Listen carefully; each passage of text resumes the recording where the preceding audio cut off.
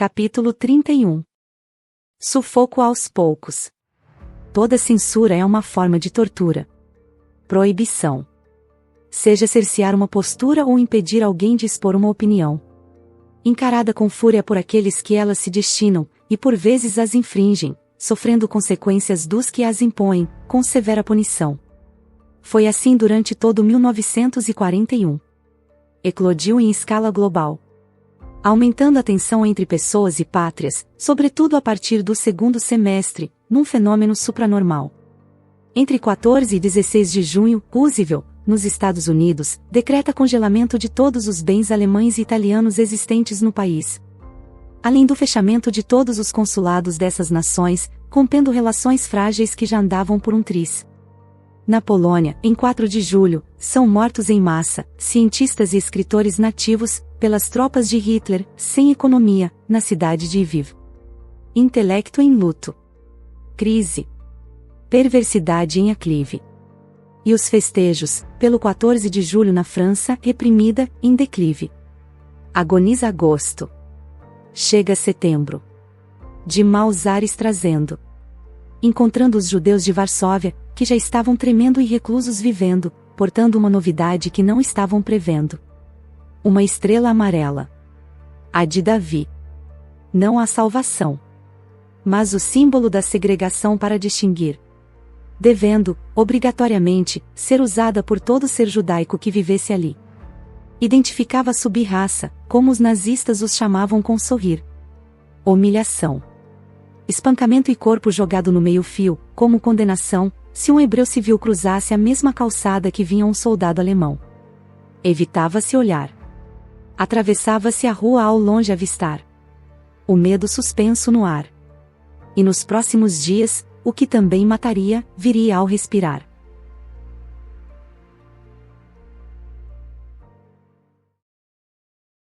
Capítulo 32.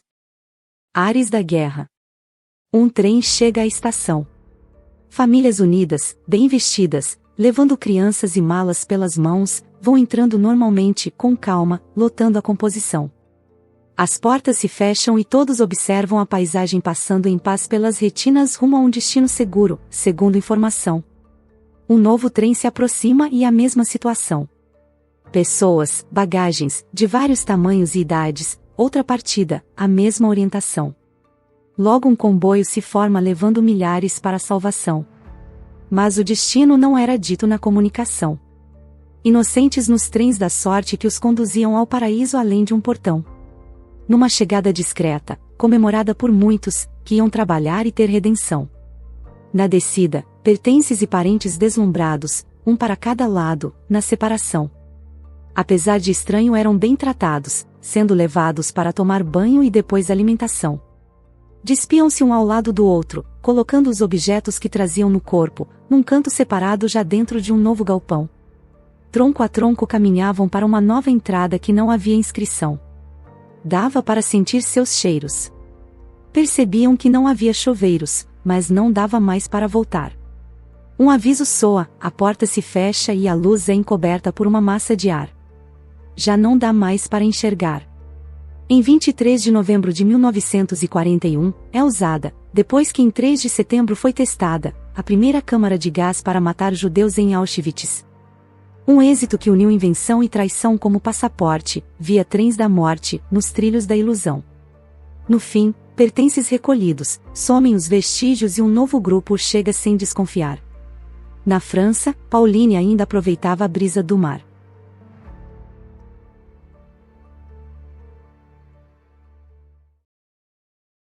Capítulo 33. À distância. Deitados numa rocha em Toulon, perto do porto, Pauline e Jorge faziam dali seu cine, sem muito conforto. E viajavam. Céu, é como o mar ao contrário. Quase sempre azuis, escuros ou claros, lar de mistérios que mexe com o imaginário. E filosofavam. Dúvidas do que há além, e até onde vai o amém. Gaiola de pássaros livres e gigantesco aquário, por puras almas, assim apelidados, quando os dois esplêndidos espaços naturais são vistos unidos, tocando-se no horizonte, eis o mais belo cenário. Em tempos de paz, Os irmãos viam pelo cais grandes navios chegar, apitando, com turistas, festas e músicas abeirando até ancorar. Euforia em terra firme pisar. 20.000 léguas imaginativas faziam os olhos da menina Pauline brilhar. Apesar da mente nas alturas, nunca tinha visto pessoalmente um avião como os que em 7 de dezembro passaram longe, sentido América do Norte, para atacar Pearl Harbor, ordenados pela Marinha do Japão. Um ato planejado do Oriente anunciando oposição aos Estados Unidos, Reino Unido, Austrália, Nova Zelândia, África e Canadá. Porém inesperado, marcando a entrada cabal dos Estados Unidos no conflito armado sem medir o efeito atômico que a ofensiva ia causar. Mundo desgovernado é duro parar. Américas Unidas rompem relações com o Estado japonês, de vez. Alemanha e Itália aproveitam e declaram guerra aos americanos antes do fim do mês. Assim termina 1941, Hitler no comando supremo do exército alemão, as águas do Pacífico agitadas e de vermelha coloração, em Toulon, navios de passeio bloqueados, céu estrelado com os dias contados, e Pauline ainda sem ver, na frente, um avião. Até a invasão.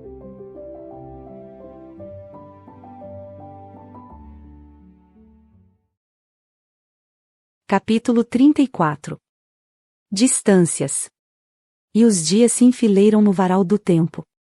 Panos de seda vão lembrando bons ventos, enquanto farrapos são remendados com arames farpados. Linhas do arrependimento. Fragmentos da história, um elo, uma ponte. Dos fatos, a fonte. Estendidos eternamente nas encostas da era, registram acontecimentos e ajudam à espera. Possibilitam chances de novos começos, voltar a velhos endereços, ou conquistar. O ano de 1942 guardava dias divisores de água que muitos, para sempre, iriam lembrar. Em 1º de janeiro, 26 países assinaram a Declaração das Nações Unidas em Washington. Todos lutando juntos pela liberdade de todos. Ótimo. Providência divina. Um tesouro duradouro. No segundo, forças japonesas avançam pela Ásia, invadindo da Birmânia a Manila, nas Filipinas, irradiando o mau agouro. Mais tarde, o primeiro contingente aliado, via exército americano, adentra a Europa pela Irlanda do Norte. Consolo e sorte. Mas em fevereiro, o Japão afunda Java, Singapura e o inaugurar o porta-aviões Yankee, mostrando que é forte. Batalhas por ganância. Intrigas por vingança. Ódio em alianças. E no meio, crianças. Crimes sem castigo ou fiança. Rendições à força para todo lado. Em abril, o mal explodiu em Tóquio, Yokohama, Nagoya e Kobe, vindo do céu pelos deuses libertadores pecadores americanos irados. No mesmo tempo em que se curvavam entregues e machucados aos fervorosos onipotentes sagrados neo-samurais diabólicos de olhos puxados.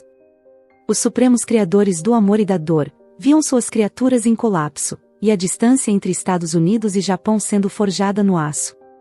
Já, para a união entre França e Itália, em partes, bastaria um abraço.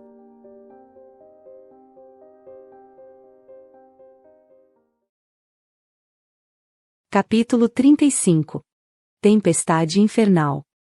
Diz o dito popular que um raio não cai 2 vezes no mesmo lugar. Mas se tratando de bombas, o mesmo não se pode falar. Cannes, ou Colônia, uma cidade alemã que o diga. 262 vezes atingida, por ofensivas aliadas anglo-americanas, foi a primeira localidade em solo alemão, do gosto amargo da guerra experimentar. Porta de entrada reduzida a pó. Alvos civis propositalmente atingidos sem dó. A parcela indefesa da germânica população, atacada de forma bárbara a fim de incitar Hitler para uma retaliação. Aumentava a tensão. Muitos artefatos que explodiriam mais tarde. Sem fazer alarde. Além de torturas, roubos e estupros a todos que fossem alemães. Cruéis crimes velados sem fazer distinção a filhos, idosos ou mães. Eis o Cordeiro de Deus que tira o pecado do mundo. Sob uma hipócrita couraça aliada de lobo cometendo delitos imundos. Era maio de 1942.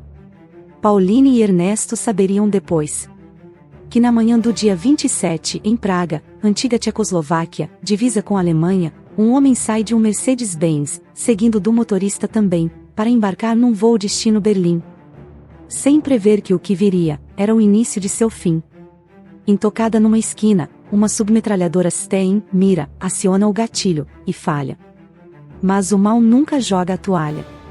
E em seu lugar, uma bomba artesanal é lançada, como uma granada deflagra, e seu efeito vai pelo ar. Pânico. Perigo. O homem que desceu primeiro do carro é gravemente ferido, sendo socorrido pelo condutor que seu sangue tenta estancar. Baço perfurado por estilhaços e a septicemia, infecção generalizada gerada uma semana depois, sacramenta seu azar. Hitler ia quase chorar.